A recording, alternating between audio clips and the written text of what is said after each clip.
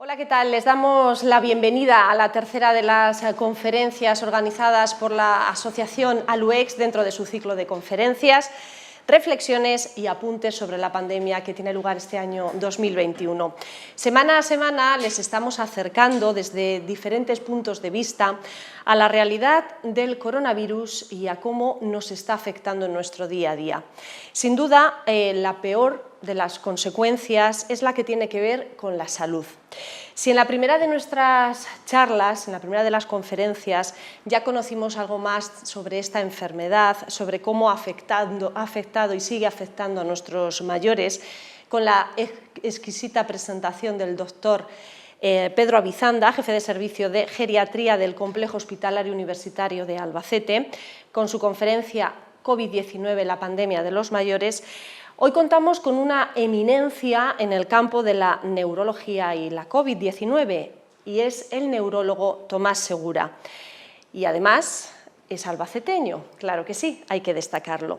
Ya tuvimos la suerte de contar con él hace unos años en este ciclo de conferencias, cuando las conferencias tenían lugar en la Diputación Provincial y se hacían con público. Ya saben, recordamos y aprovechamos para recordar que seguimos con nivel 3 y medidas reforzadas, por lo tanto estas conferencias se celebran sin público, son grabadas y después la pueden ver ustedes, como están haciendo ahora mismo, a través de la página web de Diputación y también de ALUEX.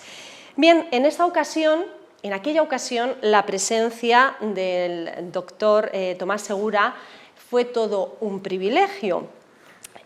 y esta vez lo es aún más. El doctor Tomás Segura es referencia mundial en neurología y en COVID. No en vano, su estudio, ALBA-COVID, se ha convertido en el más leído en Estados Unidos sobre la COVID y el cerebro, tras ser publicado en prestigiosas revistas como Neurology y Brain. Su equipo, además, fue pionero en explicar al mundo qué le pasa a nuestra mente con el virus y consiguió que Albacete se convirtiera en punta de lanza en la investigación de secuelas COVID neurológicas. Y repetimos, es de Albacete. Su nombre ha alcanzado, con todo el mérito del mundo, y hay que destacarlo, con todo el mérito del mundo, fama mundial. Y muchos le han definido como el sabio del cerebro y la COVID, el neurólogo mundial o el dios de la neurología. Como les decía, este año es aún más todo un privilegio contar con él. Además de todo esto, que quizás sea lo más reciente, lo más actual, les voy a dar unas breves pinceladas sobre su currículum. Tomás Segura nació en Albacete, como les estamos diciendo, en 1967, cursó sus estudios de secundaria en el Instituto Bachiller Sabuco y la licenciatura en Medicina en la Universidad de Murcia. Hizo la residencia en Neurología en el Hospital de la Princesa de Madrid y también el máster en Patología Cerebrovascular en la unidad de ictus del Hospital Josep Trueta de Girona. Alcanzó también el grado de doctor en Medicina y Cirugía por la Universidad Autónoma de Madrid y desde el año 2000 trabaja como médico especialista en el Servicio de Neurología del Hospital Universitario de Albacete,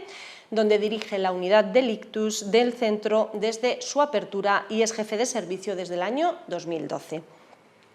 En Albacete ha fomentado el desarrollo de la investigación clínica, participando en 30 proyectos internacionales, logrando 8 becas de financiación competitiva, todas ellas centradas en enfermedades neurológicas como el ictus, la enfermedad de Parkinson, las demencias o la neurooncología.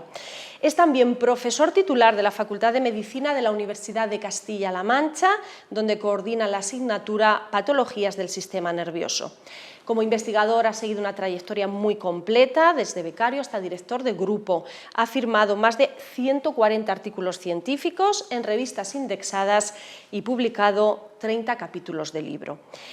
Más, es miembro de la Sociedad Española de Neurología, Grupo de Estudio de Enfermedades Cerebrovasculares de la SEN y Sociedad Española de Neurosonología. Forma también parte del comité editorial de la revista Neurología y es miembro del comité de expertos del Plan Nacional de Atención Sanitaria al Ictus. A lo largo de su carrera ha recibido, como no, diversos premios, entre los que destacan el primer premio en Gestión y Servicios Generales del año 2007 y el primer premio en Asistencia Sanitaria 2009, otorgados por la Fundación Sociosanitaria de Castilla-La Mancha. Y ahora les voy a dar unas pinceladas de una parte que a mí personalmente me ha gustado mucho, no por la carga profesional, que ya la hemos visto, sino porque el doctor Segura la incluye en su currículum. Y esto es muy importante, su parte personal. Y él destaca: mi relación con la ciudad de Albacete es plena. Mis padres, 2 de mis 5 hermanos, mis 3 hijos residen en la ciudad. Mi familia política es manchega y desde que decidí ser médico he tenido como uno de mis principales intereses poder poner a disposición de mis paisanos, que ya disfrutan de una calidad de vida tan alta como la que da esta región, una atención sanitaria del mismo nivel, similar a la que pueda alcanzarse en otras ciudades mucho más avanzadas o más populosas de nuestro país. Bueno, este currículum, una parte de él, no solo lo define como el gran profesional de la neurología y de la medicina que es, sino como una persona sencilla, cercana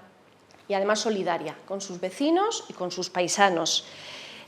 Últimamente hemos leído en una revista una entrevista que se le hacía y él decía, el doctor Segura decía, que a él le gusta asomarse a los ojos de sus pacientes. Nosotros creemos que esto es porque a él en realidad le gusta mirar a los ojos a sus pacientes, a los ojos de la gente, y esto es importante también. Bien, pues con el doctor Segura les vamos a dejar ya, no sin antes informarles que la próxima semana, también sin público, de momento, abordaremos la COVID desde la psicología, con la presencia de Mara Aguilera y su conferencia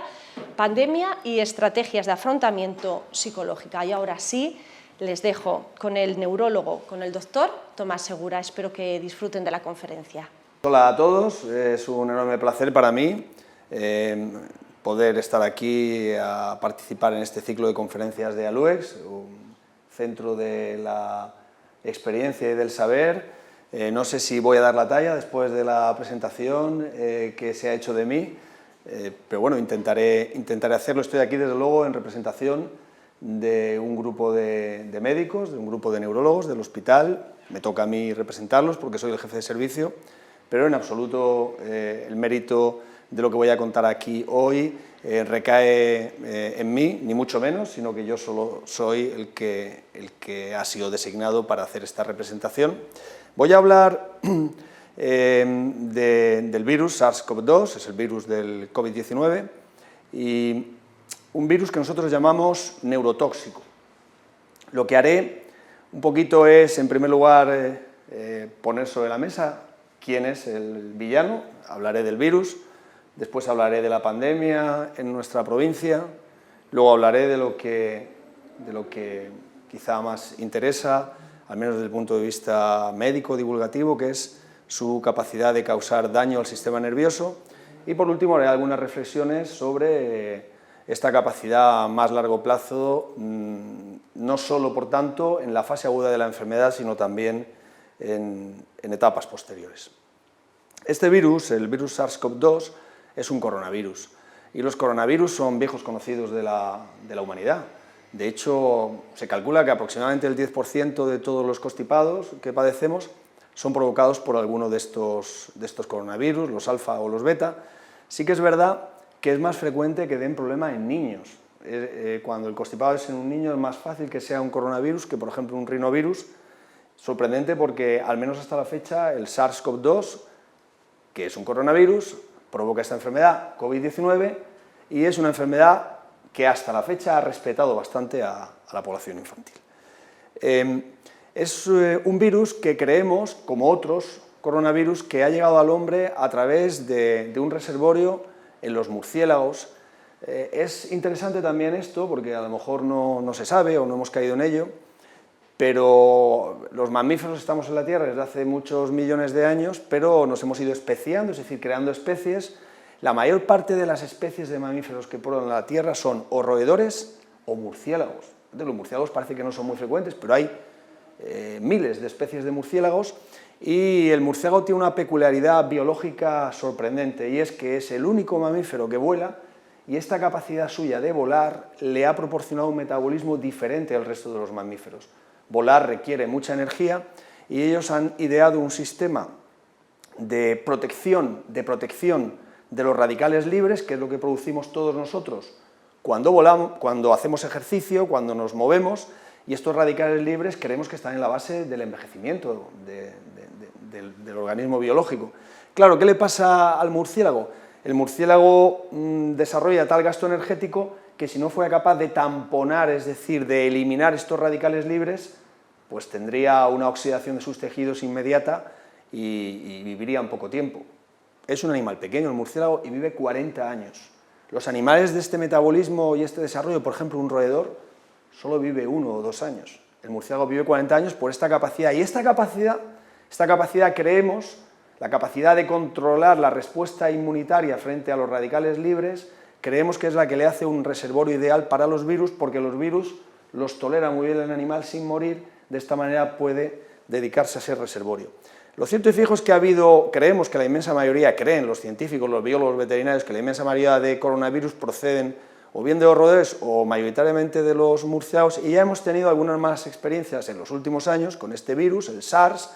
o con este otro virus, el MERS, que son coronavirus, y que provocaron epidemias respiratorias, eso sí, limitadas a determinadas áreas geográficas, procediendo probablemente del murciélago, aunque como el ser humano no tiene mucha relación con el murciélago, siempre hay un huésped intermedio, que puede ser un camello, un perro o otro animal más cercano a nosotros, que al final nos acaba contaminando.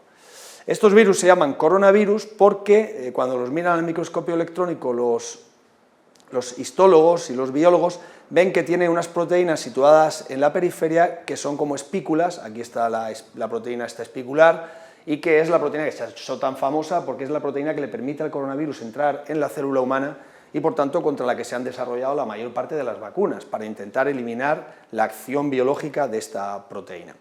El virus, como todos ellos, y más un virus RNA, necesita una célula, no sé si se verá bien en la diapositiva, pero aquí está la superficie celular, y lo que hace es entrar ahí a través de una llave, en este caso a través de una enzima transmembrana que se llama AC2. Esta enzima es muy interesante para nosotros porque defiende nuestras arterias. Es una molécula vasoprotectora, lo cual ya hace pensar que si el virus la utiliza para entrar y la mete dentro de la célula, la quita de donde debe estar, y de alguna manera si esta célula sobre todo es una célula de una arteria o de una vena, puede perjudicar la homeostasis normal de ese vaso, y esta es otra teoría muy interesante. Lo cierto y fijo es que, como otros coronavirus, utiliza este receptor para entrar y luego allí el virus se destruye, sale el material genético y obliga a toda la maquinaria celular a que trabaje para él, a fabricar sus propias proteínas, porque en realidad el virus lo único que está haciendo es utilizar a la célula, la utiliza para crear muchos más viriones, entran uno y salen miles, que vuelven a ser expulsados. De alguna manera utiliza nuestra maquinaria para perpetuar su material genético, que es a lo que tienden todos los organismos vivos. Durante esta fuga de proteínas víricas y durante este tránsito desde la replicación del genoma del virus hasta su producción múltiple,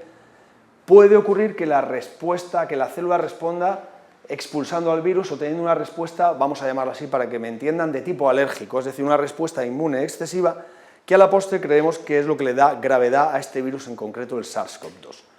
que, como he dicho, y con la experiencia que teníamos de otros virus similares, todo el mundo pensaba que de dar lugar a un problema daría lugar a un problema respiratorio. Se transmite a través de la respiración, de las gotitas de flujo o de los aerosoles, y si da un problema médico, como habíamos visto con el MERS o con el SARS-CoV-1, lo va a dar en los pulmones. Esto era lo que pensaba la ciencia. Pensaba otra cosa,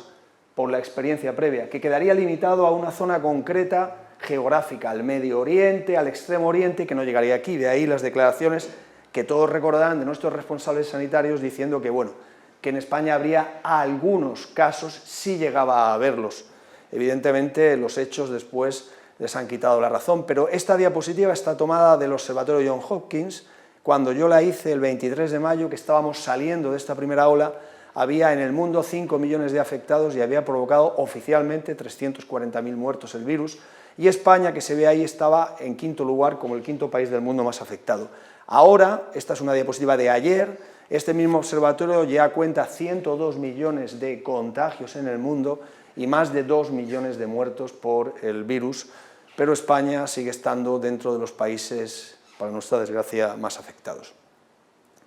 Esta presión de la pandemia sobre España En la primera ola, la que sufrimos al principio, los meses de marzo, abril y principios de mayo, fue especialmente importante en nuestra región. Nuestra región, que como todo el mundo sabe, está compuesta de estas 5 provincias, sufrió de una manera escalofriante el ataque del virus, de manera que en estas gráficas que hablan de números acumulados de casos y que son de finales de abril, cuando estábamos saliendo de la pandemia, aquí no se ve muy bien, pero estos son los días del mes, esto sería el 20 y tantos de abril y aquí estaría los primeros días de marzo, y podemos ver cómo la curva que representa Castilla-La Mancha era la tercera región en número de afectados, cuando la población de las que tiene por delante Madrid y Cataluña es 5, 6, 7 veces superior a la nuestra. De manera que se trataba de un porcentaje muy importante de afectación, no solo de casos, sino también de muertes, que éramos también la tercera región con más muertos. Me gusta poner esta diapositiva porque podemos ver que a finales del mes de marzo en España, aquí está 200, en la Comunidad de Madrid morían más de 200 personas cada día, en Cataluña casi 200 cada día y en Castilla-La Mancha entre 70 y 80 cada día. Digo porque hoy, a fecha de hoy, 1 de febrero, sabemos que van a morir aproximadamente entre 250 y 300 españoles por coronavirus, pero en aquellos terribles días morían casi 1000 cada día, casi 1000 cada día. Era una cifra escalofriante y esta es la famosa curva que al final fue cayendo y fue doblegada. Pero lo más llamativo de todo, bajo mi punto de vista, es que en esta gráfica donde se expone el número de muertos ajustado a 100.000 habitantes y en esta otra el eje horizontal donde lo que vemos es el número de casos, aquí estaría el número de casos y aquí el número de muertos ajustados por habitantes, podemos observar que fue especialmente prevalente, es decir, hubo muchos casos en Castilla la Vieja, pero donde más muertos hubo con una diferencia abismal, el que está por encima y se destaca de todo demás es la provincia de Ciudad Real, la segunda más afectada, la provincia de Cuenca, la tercera, la de Madrid, y la cuarta, la de Albacete, en número de muertos. Así que 3 de las 5 provincias manchegas, lo que incluye la nuestra,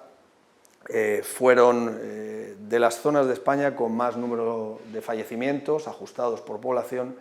y por eso no es una exageración decir que Castilla-La Mancha fue probablemente la primera ola, el Wuhan de Europa. En nuestra provincia lo sufrimos evidentemente mucho, también debido a la situación de nuestra infraestructura hospitalaria, nuestro complejo hospitalario, que como todos los albaceteños saben está compuesto por 2 hospitales, el General y el Perpetuo Socorro, que da cobertura a una población de aproximadamente 400.000 habitantes, al menos en determinados servicios, lo que es directa 220.000, pero podemos subirlo a toda la provincia, 411.000 habitantes, para la inmensa mayoría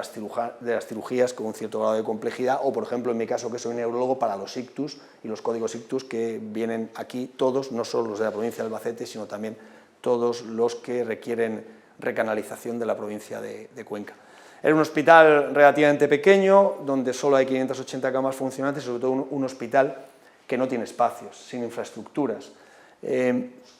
un hospital de estas características, cada día se ven aproximadamente entre 400 y 500 pacientes en urgencias, y esto es lo que pasó la primera semana de marzo, cuando aún vivíamos en la ignorancia. 400 o 500, la primera semana de marzo hubo de media 427 pacientes cada día en urgencias del Hospital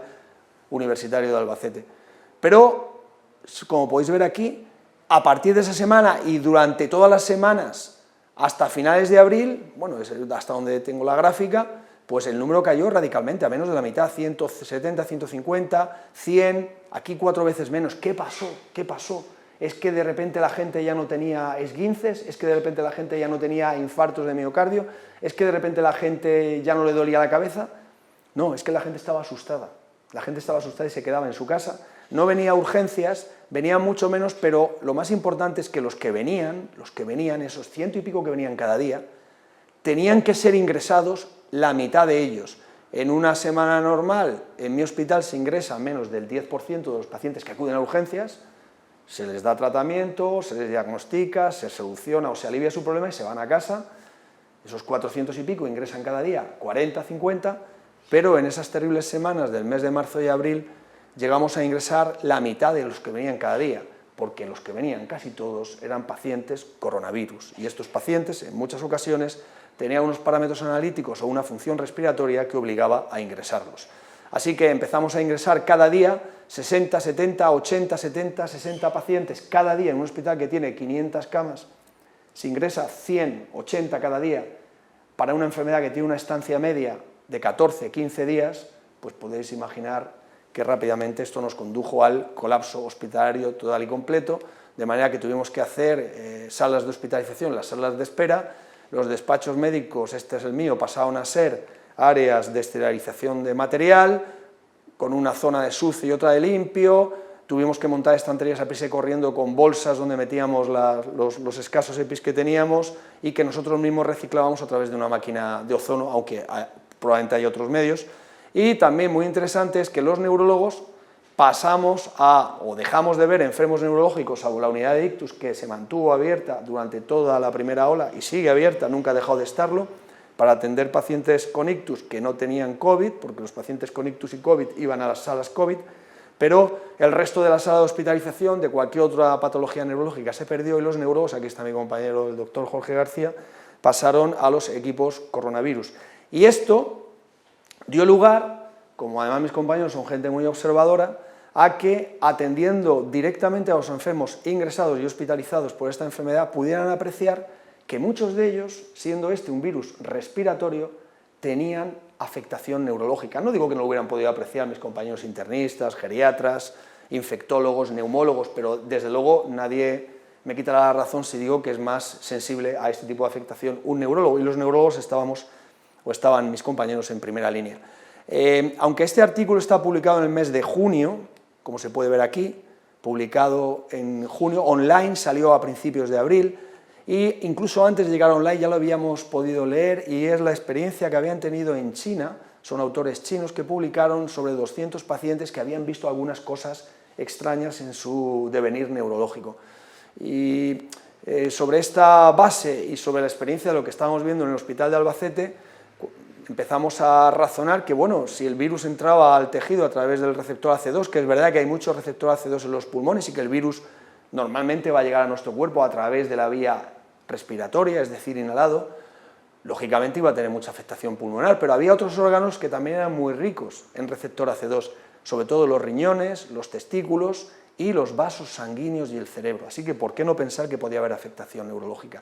Y nos pusimos a ello. Lo único que hicimos, nuestro mérito en aquella época de desorden y de todo lo que se puede apreciar viendo las fotos que yo he puesto, fue tener la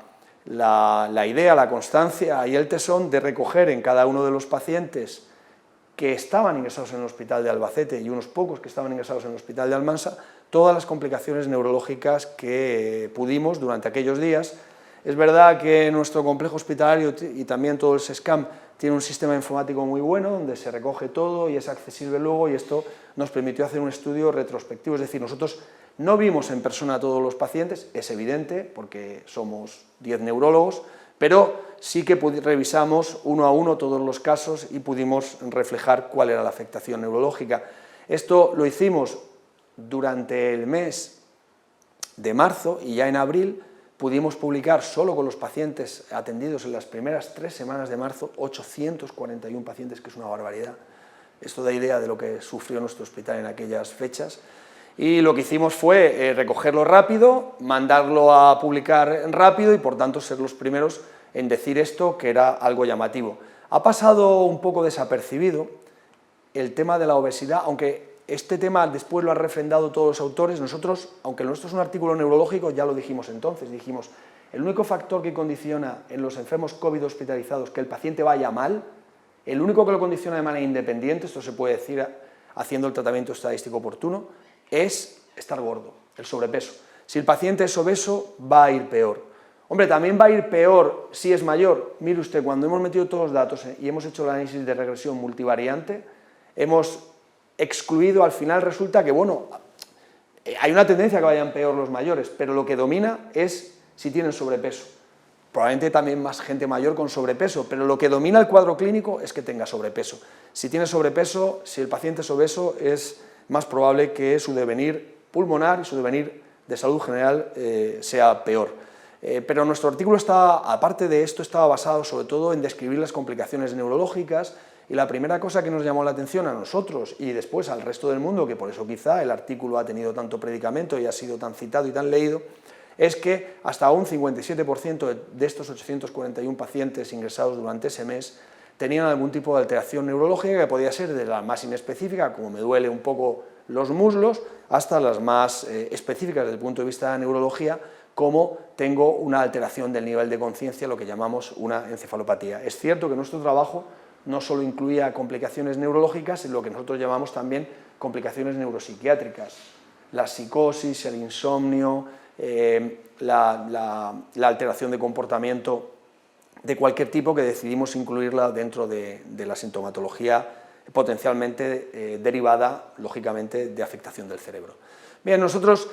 también nos dimos cuenta de que otro tipo de alteraciones que son más frecuentes en determinadas infecciones víricas, como por ejemplo las polineuropatías, que es lo que quiere decir esto, o las afectaciones cerebrovasculares no eran tan frecuentes como la cefalea, las mialgias, el mareo, la pérdida de olfato o sobre todo la pérdida de nivel de conciencia, lo que llamamos encefalopatía. Por no complicar a la audiencia, que no es una audiencia especializada con todos estos datos, solo decir que la importancia que ha tenido nuestro trabajo, y pido perdón porque esté en inglés la diapositiva, pero bueno, la he puesto ya más veces en otros foros que son internacionales, es que primero hay que recordar que se hizo en unas circunstancias de trabajo muy difíciles, pero que tiene por ello el mérito de haber sido capaz de hacerse, de ser el primero en hacerlo, de ser el más grande que había entonces, con el tamaño muestral más elevado, y después, incluso juntando todos los hospitales de la ciudad de Nueva York, no sé cuántos millones de habitantes tiene la ciudad de Nueva York. Al final, mis colegas neurólogos neoyorquinos pues han juntado 2000 y pico pacientes. Nosotros solo aquí en nuestra ciudad fuimos capaces de juntar en solo pocas semanas más de 800 pacientes, lo cual es una auténtica barbaridad, pero es un trabajo con limitaciones. Evidentemente hace referencia solo a pacientes hospitalizados, es un trabajo retrospectivo y, como he dicho antes, muchos pacientes, los datos neurológicos se extrajeron de la labor de descripción de compañeros que no eran neurólogos, a los que agradezco desde luego también desde aquí pues su entusiasmo, su meticulosidad y la capacidad que tuvieron en aquellos días de no desfallecer y atender a los pacientes, desde luego desde el punto de vista terapéutico, pero también desde el punto de vista descriptivo, porque gracias a ello, con posterioridad, se pueden hacer investigaciones y averiguaciones. El resumen de afectación neurológica a mí me gustaría hacer, y esto ya tiene más meollo, es una cuestión ya de análisis y de reflexión sobre los datos, es que cuando un paciente tiene COVID y tiene una mala afectación del cerebro o del sistema nervioso en general, lo tiene por una de estas cosas. O tiene sintomatología general, que decimos, estoy mareado, me duele todo, tengo dolor de cabeza, ha perdido el olfato o el gusto, o tiene estas otras cosas que ya son mucho más específicas de neurólogo.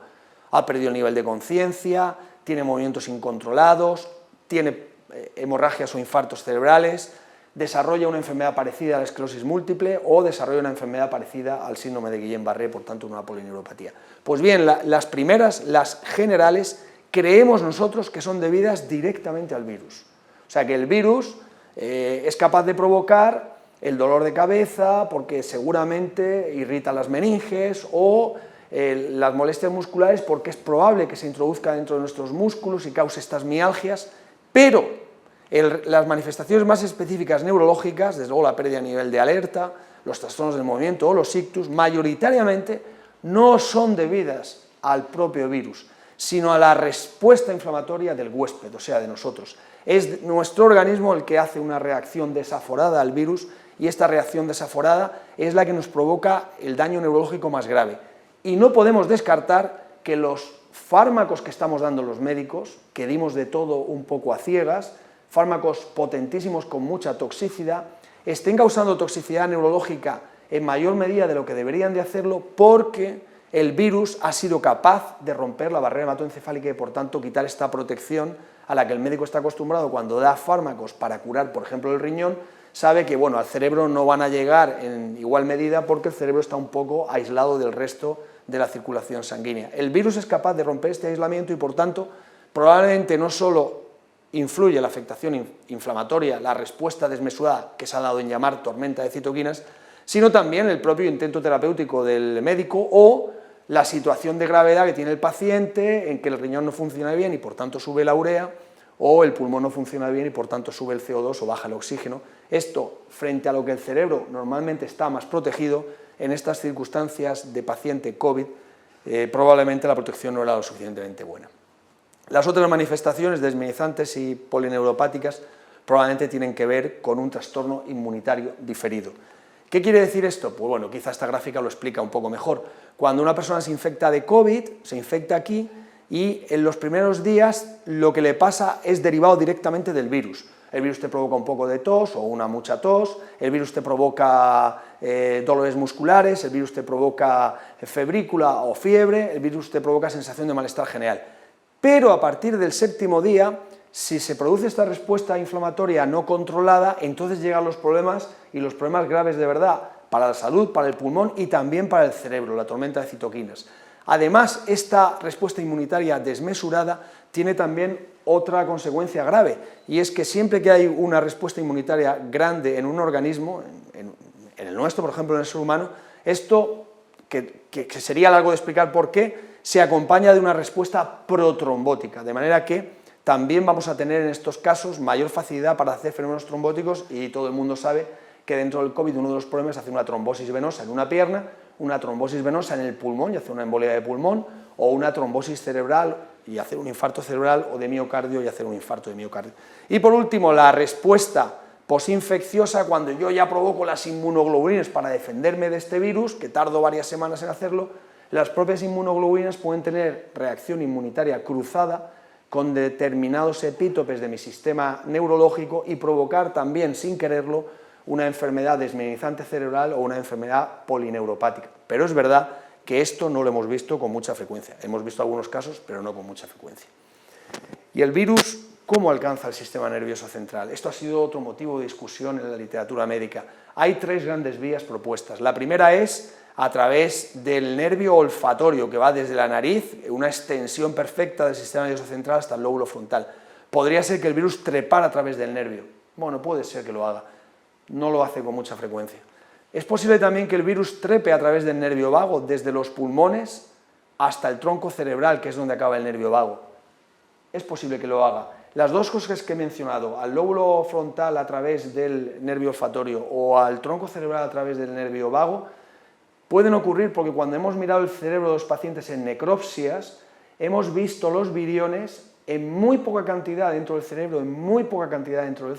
pero si están en algún sitio están en estas dos localizaciones preferentes, lóbulo frontal y tronco cerebral.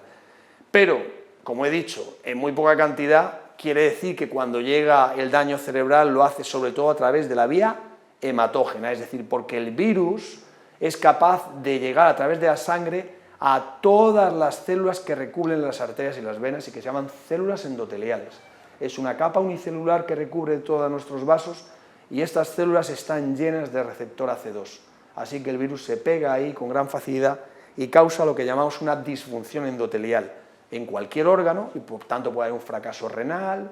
un problema retiniano, un problema de cualquier órgano pulmonar, pero además en el cerebro, además del problema de infarto cerebral que se puede dar por la afectación del endotelio cerebral, va a romper este endotelio de manera que va a facilitar lo que yo he comentado antes, es decir, la llegada de tóxicos y la llegada de inflamación masiva al cerebro con el daño que nosotros hemos descrito como grave, que es el daño encefalopático y el que ahora más adelante comentaré. En resumidas cuentas, nuestra experiencia en el registro ALBA-COVID, esta experiencia que ha sido tan comentada y tan citada, podemos resumirla en dos tipos de síntomas, los inespecíficos, cefalea, mialgias, anosmia, que se ven en pacientes más frecuentemente si no son muy graves, aparecen tempranamente y probablemente, como ya he dicho, se relacionan directamente con la acción del virus, y luego otros más graves y más específicos, encefalopatía, mioclono, que aparecen en pacientes graves, comienzan con un retraso de varios días, lógico, porque son atribuibles a la respuesta inmunitaria y esta aparece 7 u 8 días después de que el virus llegue a tu cuerpo, y están relacionados, como acabo de decir, fundamentalmente con esta respuesta inmunitaria. No voy a comentar todos los síntomas neurológicos, pero como de este es uno de los que más preguntan en consultas y la gente y en las entrevistas, que es la pérdida de olfacción. La pérdida de olfacción, la anosmia o hiposmia, no solo causa pérdida de olfato, sino también pérdida de lo que la gente llama gusto. La gente normalmente, no un neurólogo llama gusto a un sentido que me permite distinguir si algo está ácido, amargo, salado o dulce, ya está. Ese gusto es un sentido químico que se establece por unas papilas que están en la lengua y también en determinadas zonas de la faringe y que son capaces de estimular con estos 4 sentidos nuestro cerebro. Pero Cuando yo digo que las lentejas están buenas, que he degustado las lentejas, en realidad lo digo porque las lentejas provocan unas sustancias volátiles que desde la boca alcanzan las terminales sensitivas olfatorias y es lo que me permite a mí decir que unas lentejas están mejores o peores. Así que cuando una persona pierde el olfato, en realidad lo que le ha pasado no solo es que no huele al gas, es que tampoco puede degustar la comida. Ha perdido esa capacidad, aunque si lo piensa, probablemente sí pueda decir si algo está ácido o amargo. Eso sí lo va a poder decir, pero no va a poder decir nada más allá. Por tanto, si el vino es mejor o peor, ha perdido la capacidad de decirlo. Esto cualquier neurólogo, cualquier otorrino sabe que ocurre con relativa frecuencia, no es raro, no es excepcional, que ocurra con otras infecciones víricas, por ejemplo con el virus de la gripe. Pero claro, si lo comparamos, estos compañeros del hospital Ramón y Cajal lo hicieron, ellos compararon y dijeron, mira, es que con el COVID-19 aparecen el 80% de nuestros pacientes y con el virus de la gripe pues aparecen apenas unos pocos, ¿no? ¿Cuál es nuestra experiencia en el registro ALBA-COVID? Eran pacientes que estaban ingresados, por tanto estaban graves. Nosotros lo vimos en el 6,2%, 5%, pero claro, quizá aquí hay un sesgo que yo llamo. Un sesgo quiere decir que si una persona tiene dificultades para respirar, sabe, porque está metido en un hospital y ya a esas alturas lo sabe, que su vida está en peligro y está en unas circunstancias en que incluso le cuesta hablar, pues lo último que le va a contar al médico que va a verlo es que parece que huelo peor, pues lo que sea, ¿no? De manera que el sesgo puede existir aquí. Lo cierto y fijo es que todos los estudios han reproducido que los números de los pacientes hospitalizados y por tanto graves están alrededor del 5, 6, 7, 8%. En cambio la hiposmia en pacientes que no tienen que ingresar, que pueden seguir su vida ambulatoria, es mucho más elevada, el porcentaje como mínimo está en el 15%, según algunos estudios en el 80%. ¿Y a qué se debe? ¿A qué se debe la hiposmia en el COVID? Hay tres posibilidades: que se afecta el tejido conectivo de la nariz, creemos que es la mayoritaria, y cuando esto ocurre se recupera la hiposmia, porque el tejido conectivo de la nariz es infectado y atacado directamente por el virus, muere, pero luego se repone. Así que a las 4, 6, 8, 10 semanas recupero el olfato.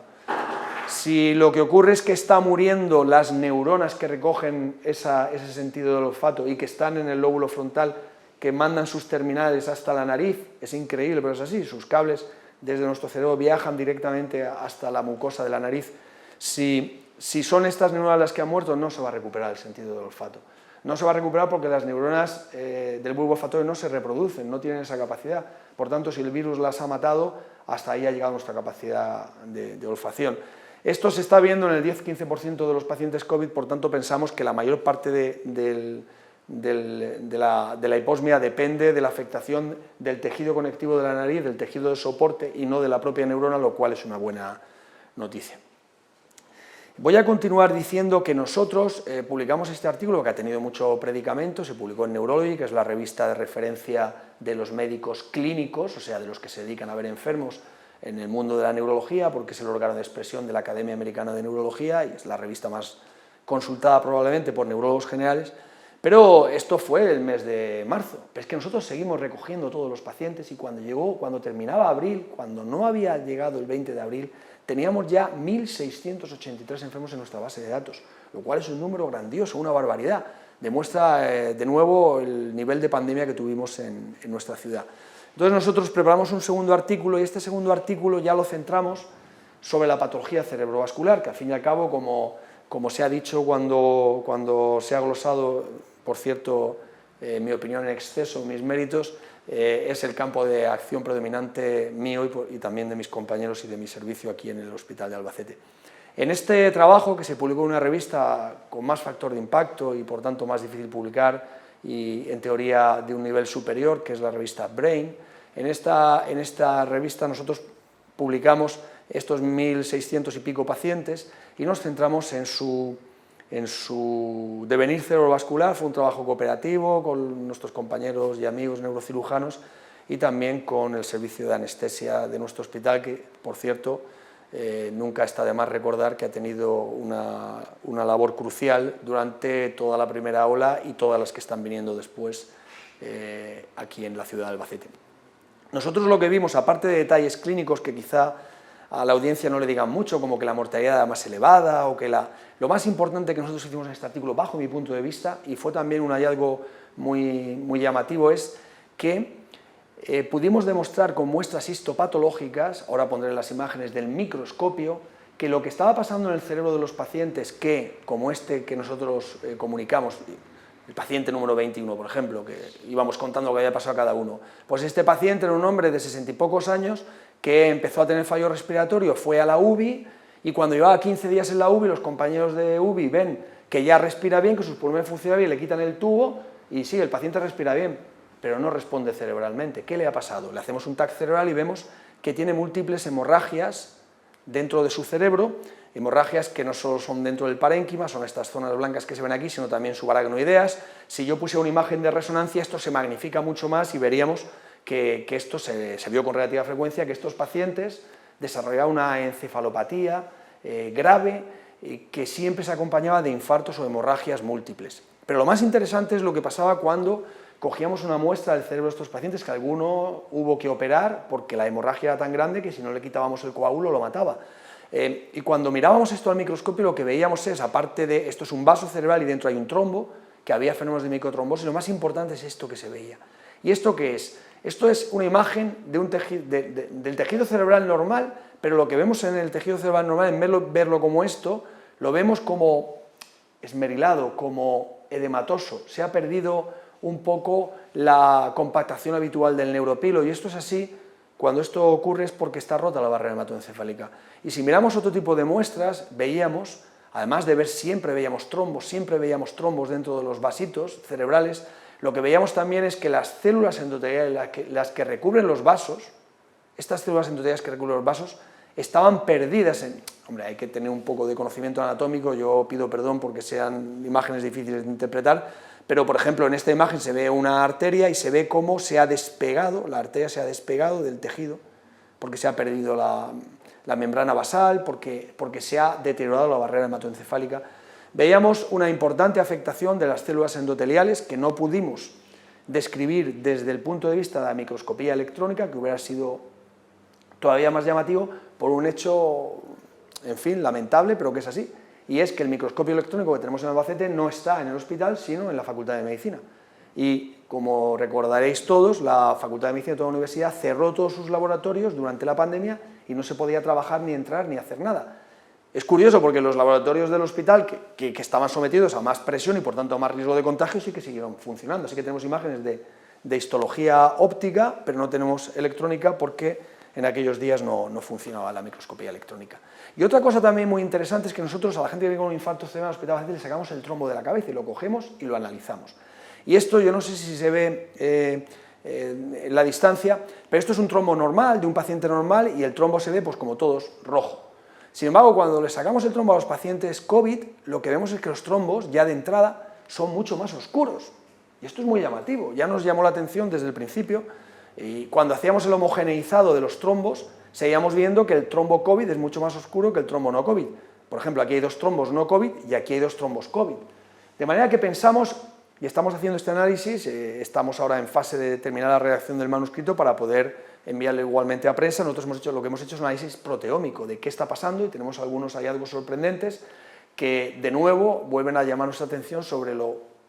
realmente mágico de este virus. En fin, la expresión no es la más acertada cuando el que habla es un médico o un científico, pero llama mucho la atención que el virus sea capaz de trastocar también no solo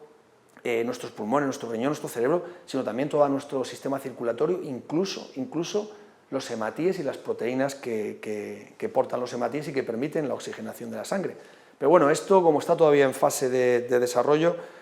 no me atrevo a dar más datos porque quizá diera datos equivocados, pero sí que me gusta dar esta imagen porque es una imagen, y una imagen muchas veces vale más que 1000 palabras, y la diferencia entre uno y otro es clara. Los neurólogos de Albacete no nos hemos quedado solo en el estudio ALBA-COVID-1, que es lo que yo acabo de presentar, sino que ahora queremos explorar el síndrome post-COVID a través de este trabajo, que si el comité ético de nuestro hospital lo aprueba, pues empezará ya este mes, y que llamamos estudio ALBA-COVID-2. Y me gustaría, y estoy terminando, comentar por qué tenemos interés en hacer este trabajo y también hacer esta reflexión. Ahora estamos hablando de la tercera ola, pero hablamos de olas de infectados en fase aguda. Pero hay otra manera de hablar de olas en el coronavirus, que sería la primera ola, la ola que ha llevado a la gente a los hospitales y ha matado a tantas personas. Hay una segunda ola que es la que deriva de los pacientes que, debido a que los hospitales estaban colapsados y los médicos, neurólogos o endocrinos, en vez de estar viendo pacientes de endocrino o pacientes de neurología, y los oncólogos o hematólogos, pacientes oncológicos o pacientes hematológicos, estaban viendo COVID, debido a todo esto hay una enorme ola de pacientes que se ha pospuesto su atención sanitaria y en los que este retraso probablemente tenga graves consecuencias médicas para ellos. Una tercera ola en la que nosotros estamos muy concienciados, y es que no ya nuestros pacientes graves que no han podido ser atendidos, el paciente oncológico, el paciente cardíaco, que no han podido ser atendidos porque no había espacio para hacerlo ni médicos que los atendieran, sino los pacientes crónicos, el paciente con demencia, que en vez de tener sus citas como debían cada 3 meses, cada 4 meses, llevan más de un año esperando esta cita, y sobre todo pacientes que estaban acostumbrados a un ritmo de vida que consistía en hablar con sus hijos, con sus hermanos, ir a las reuniones del casino o del club de lectura y que ahora no lo han podido hacer. Todas estas limitaciones en nuestra sociabilidad y también nuestras limitaciones muy importantes en el desarrollo físico, en el ejercicio físico, han conseguido, como ya explicó aquí el doctor Avizanda, que la población geriátrica y la población con enfermedades neurodegenerativas haya empeorado mucho más de lo que le tocaba por el curso habitual de su enfermedad, y esto podemos considerar una tercera ola sanitaria. Pero además de esta 1, 2 y 3 olas, está esta otra cuarta ola, que es la cuarta ola social. ¿Qué secuela nos va a dejar como sociedad el estrés al que hemos estado sometidos, la pérdida de trabajo, la inseguridad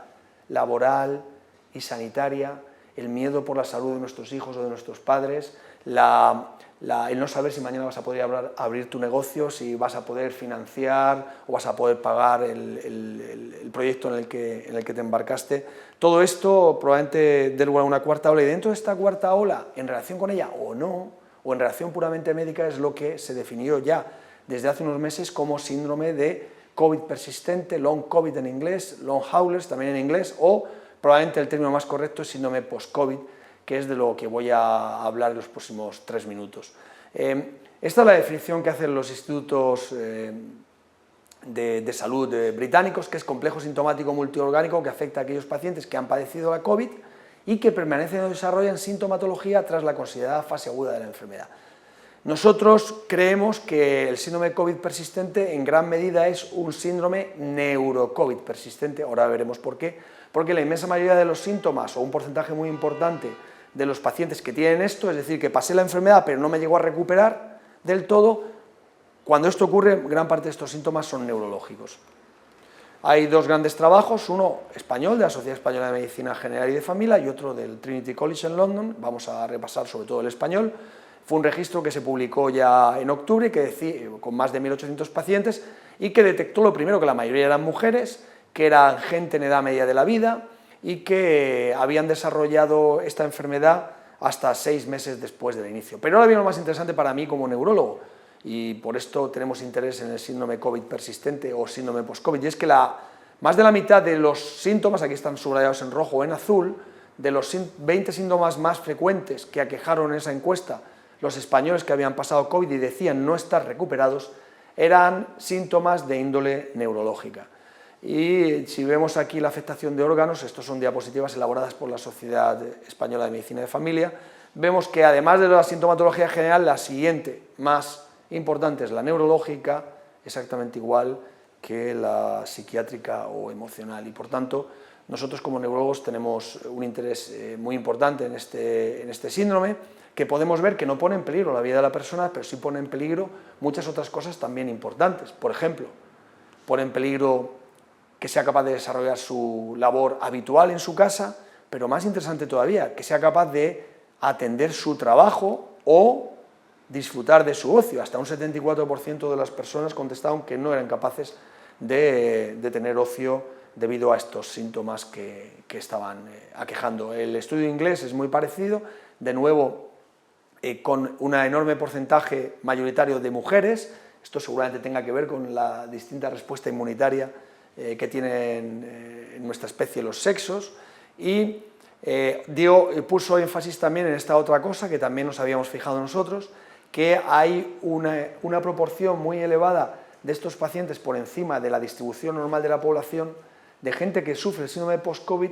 que ha sido o es personal sanitario, y esto incluye médicos, enfermeras, auxiliares de enfermería, celadores, técnicos de ambulancias, en definitiva, todo el mundo que tiene relación con la sanidad. No sabemos muy bien a qué es debido esto, quizá porque el síndrome post-COVID depende de la carga viral y el sanitario está más expuesto a la carga viral que el que se contagia yendo al cine un día, ¿no? En definitiva, esto habrá que explorarlo mejor, pero parece cierto que es más frecuente de lo que debía en personal sanitario. Esta es una gráfica extraída de nuestros pacientes, los pacientes pocos todavía que hemos podido atender por síndrome post-COVID en nuestra consulta, pero ya vemos que la mayor parte de los síntomas de estos pacientes pues son de mialgias, trastornos sensitivos o sensación de niebla cerebral, sensación de que no piensan con todo el rigor y toda la viveza con la que lo hacían antes de haber desarrollado este síndrome. A destacar, por tanto, del síndrome post-COVID, el predominio femenino en trabajadores sanitarios, muy interesante en pacientes, la mayoría que no habían pasado un COVID grave, ni siquiera habían tenido que ser ingresados en un hospital, que la sintomatología es múltiple, pero dominan las quejas cognitivas y la fatiga, que todas las pruebas complementarias, no solo aquí en Albacete, sino en todos los sitios donde se han hecho, son normales, las pruebas habituales, la analítica habitual, la resonancia cerebral, el electroencefalograma, el electromiograma son normales, sin embargo el paciente se queja de que está completamente fatigado, de que no piensa bien, tú le miras su resonancia, le miras su líquido cefalorraquídeo y son normales, y eso tiene una gran repercusión funcional que está afectando al devenir diario de estos pacientes. Lo que ahora nos interesa a nosotros sobre todo es esto, intentar desentrañar el mecanismo fisiopatológico, porque esto nos podría llevar a tener un tratamiento efectivo para esta enfermedad. Y dentro de este empeño, el desentrañar el mecanismo fisiopatológico, es por lo que nosotros hemos buscado un modelo similar, que es lo que llamamos el modelo